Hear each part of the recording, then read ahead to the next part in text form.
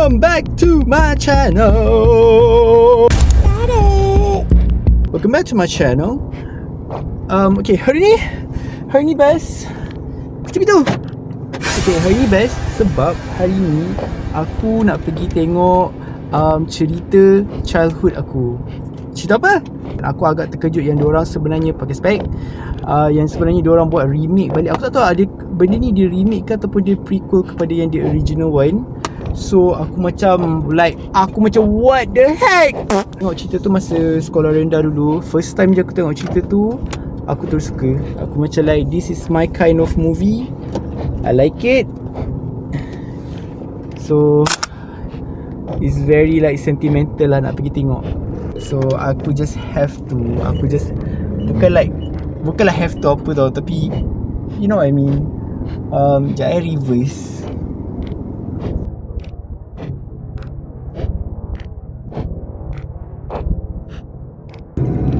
That was challenging.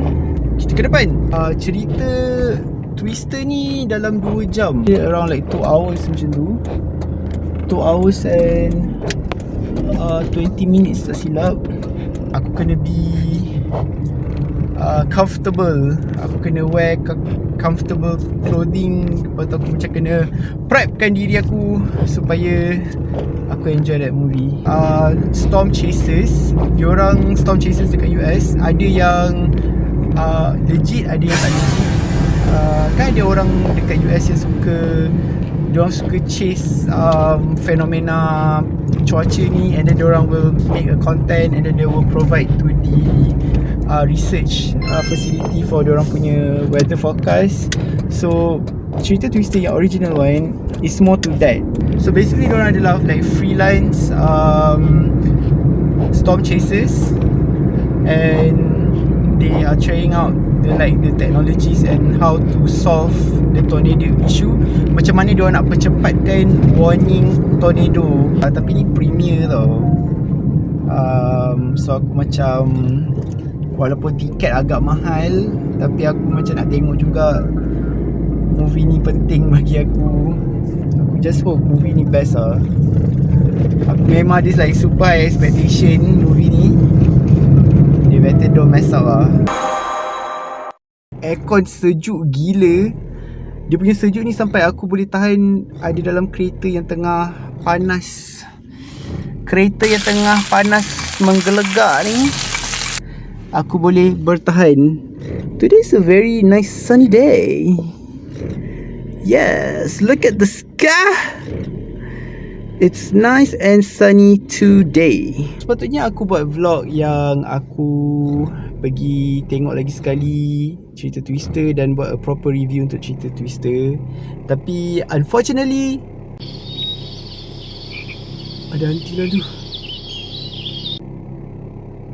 Something happened. Something very sad happened. Kucing aku mati. Kucing yang aku bela selama 4 tahun bernama Tam.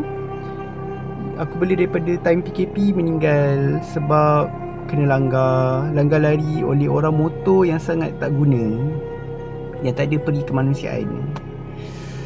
Sakit hati aku. So tu lah, aku just macam diam jap selama seminggu sebab aku macam sedih dengan kematian dia. Tapi life goes on, right? Have to accept the fact lah, macam mana kan. Dia was a very very good cat, and I loved him so much.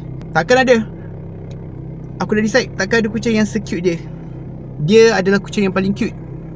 Tam. Rindu kat Tam. Seatbelt, jangan lupa pakai seatbelt, okay? Jangan lupa pakai seatbelt. Jangan. Hari ni macam sunyi kan? Hari ni, hari ni hari Pertabalan Agong yang ke-17. So banyak jalan tutup hari ni, tapi dia tak affect area aku sangat. Sunyi. Boleh nampak dekat belakang pun macam hilang tu. Nampak sunyi lah tu.